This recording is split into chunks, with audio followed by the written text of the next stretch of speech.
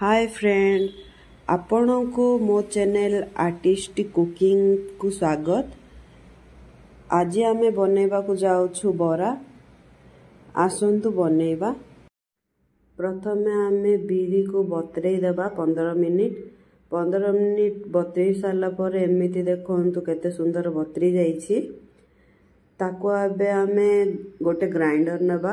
Grinder रे सब बिरी को पकेइबा। सेथिरा में अल्प अल्प करके पानी देबा, कहीं ना अधिक पानी हो गले पानिया हो जाए। आमको मोटा करिवार अछि। एबे आमे चलंतु ग्राइंड करिबा। भलो बैटर गोटे बनेइबा। एई देखंतु मु बाहर कर नेछि। आमर बैटरटा टिके मोटा हो जाइछि। आमे गोटे बाउल नेबा, सेथिरे सबु बैटर को काढिबा। आमर बैटरटा मोटा हो जाइछि, तेणु आमे स्पून साहाय्य ताकू काढिबा। ए देखंतु आमे अल्प पानी दबा ताकि बैटरटा समान हेइबो। अल्प अल्प पानी देबे आपन को जेतिकी लागुछि, काहे ना पानिया हेइ गले बरारे बेसी तेल भी रही जाए। तेलिया लागे तो भल लागेनी।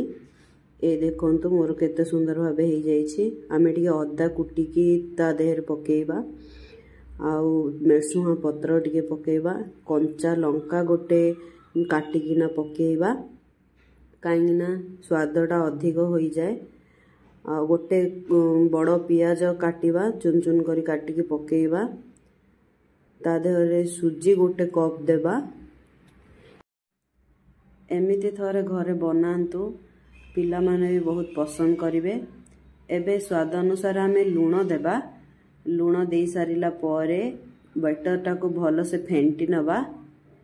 फेंटी सारिला परे 15 मिनिट ताको रेस्ट पाई रखी नबा, काइना सुजीटा फुलिबो। तेणु आमे 15 मिनिट रेस्ट दे दबा। एबे गैस लगेबा।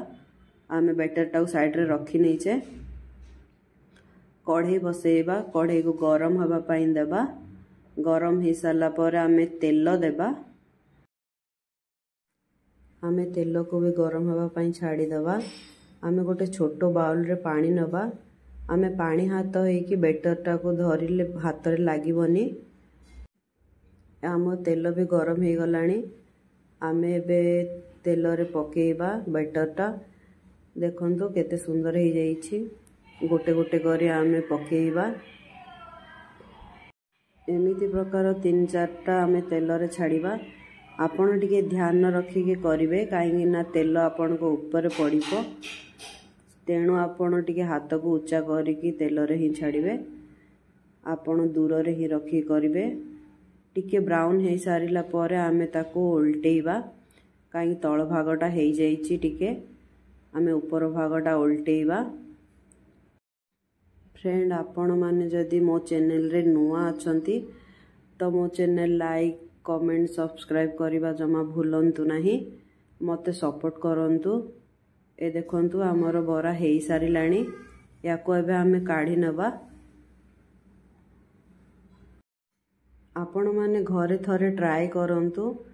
भलो क्रंची अछि आउ टेस्ट भी अछि।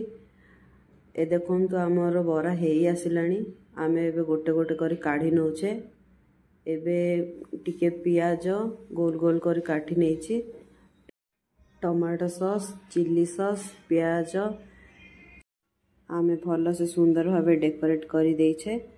देखंतु केते बढ़िया हेइछि। मो चैनल को लाइक सब्सक्राइब कमेंट करबा को जमा भूलंतुनी। आगो को नुआ नुआ वीडियो मु बनेइबी। सपोर्ट करंतु। आपन को सपोर्ट दरकार। बाय।